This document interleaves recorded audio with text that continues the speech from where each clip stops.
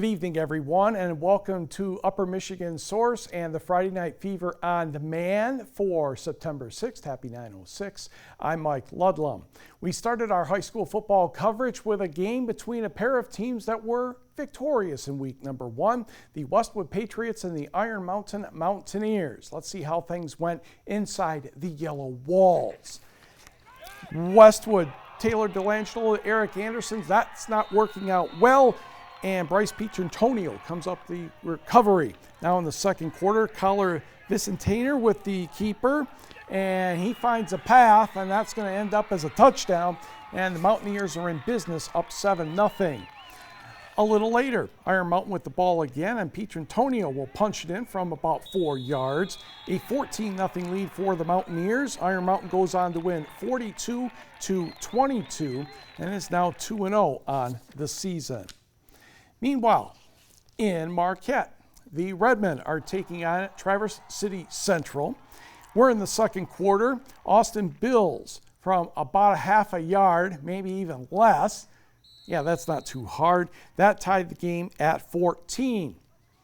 Redmen sophomore quarterback Austin Riddle looking for a receiver, and Isaac Johnson is the volunteer. He makes the catch near the 20-yard line. That was good for about 25 yards and a first down.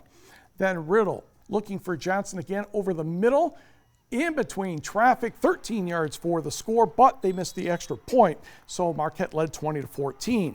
Under 10 seconds to go in the half. Trojans quarterback Peyton Smith to Dante Williams. They also missed the extra point, so the game was tied at 20 at the intermission. Third quarter, Alex Parks comes in and kicks a field goal from about 22 yards. Nice catch by the Marquette cross-country coach. And Traverse City Central was your winner of this one, 37-28. How about Escanaba visiting Petoskey, the Northmen? 21-14 Eskimo lead at the half, third quarter. Ethan Silverstone looking for Bryant Mackey. He doesn't have to look for him. He found him. Eskimos, after that touchdown, up 28-14. The Silverstone, the Mackey connection's getting dangerous just 2 weeks in. A 10-yard slant route for the score, and Escanaba is up 3 scores. Petoskey will come back. Gabe Whitmore to Nate Everly Rodriguez.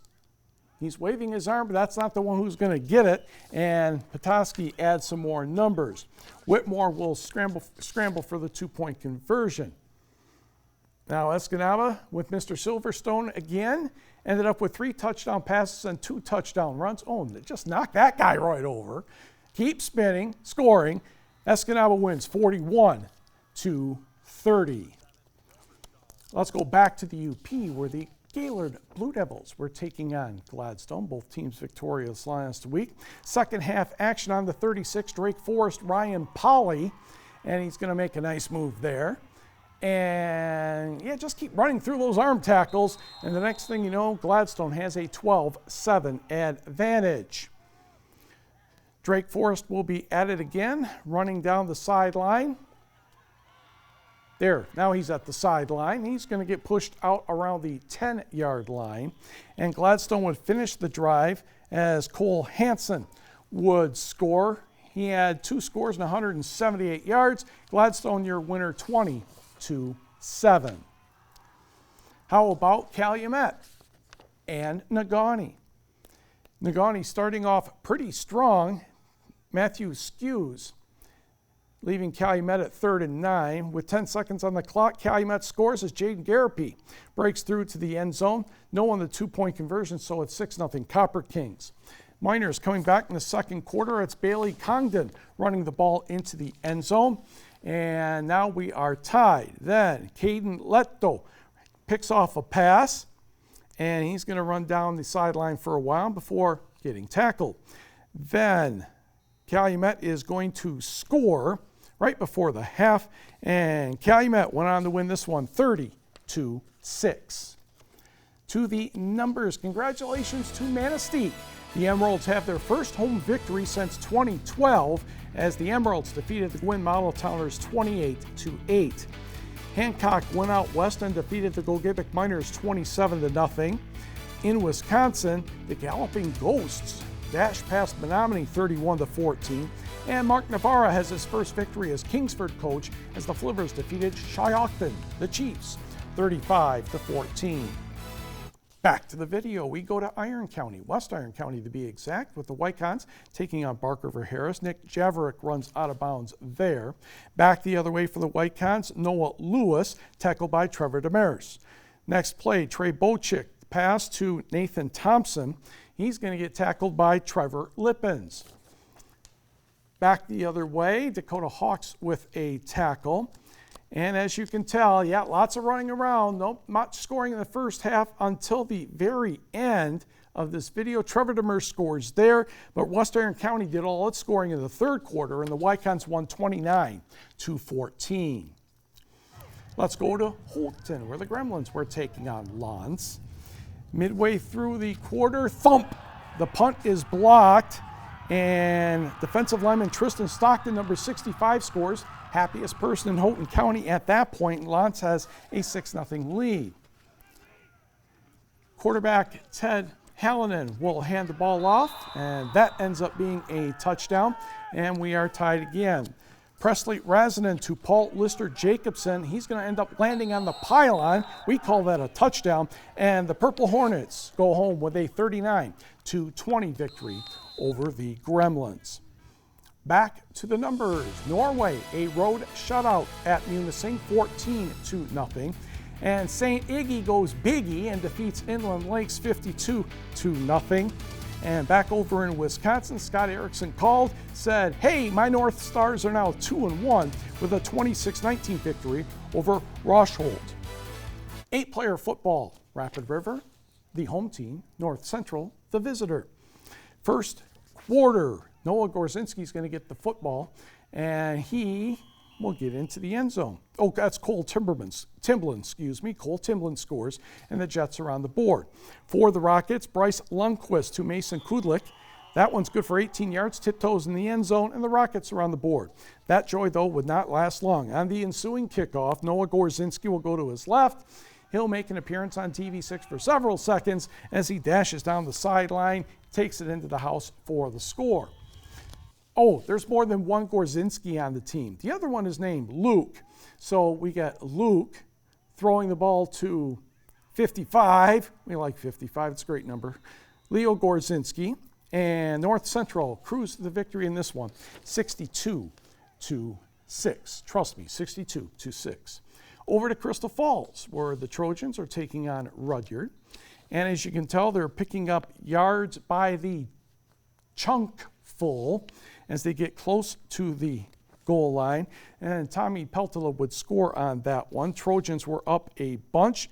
Louis Mayer with a nice run for Rudyard, but they would fumble the ball. E.J. Suggett recovers, and the next thing you know, C.J. Post is running into the end zone again, and Forest Park enjoying a big victory, 60-0.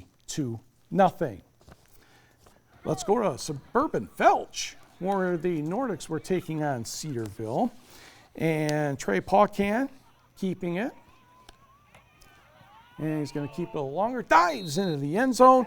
And that made it a 32-0 lead for the green and white. But the Nordics have something to say. Brennan Donaldson, the pass to Cameron Schultz, and he's going to win the race to the goal line. Nordics are on the board, but they're trailing 32-8. Cedarville scored one more, and Paucan will find Jay Friel. He's a golfer. He knows how to catch in the end zone. And that made it 40-8, and that was the final scores. The Trojans won by 32. Back to the numbers. Stevenson and Newberry have moved their game back to Saturday. Maybe it was originally anyway. And Pickford looking very good. The Panthers defeated Engadine 58-18.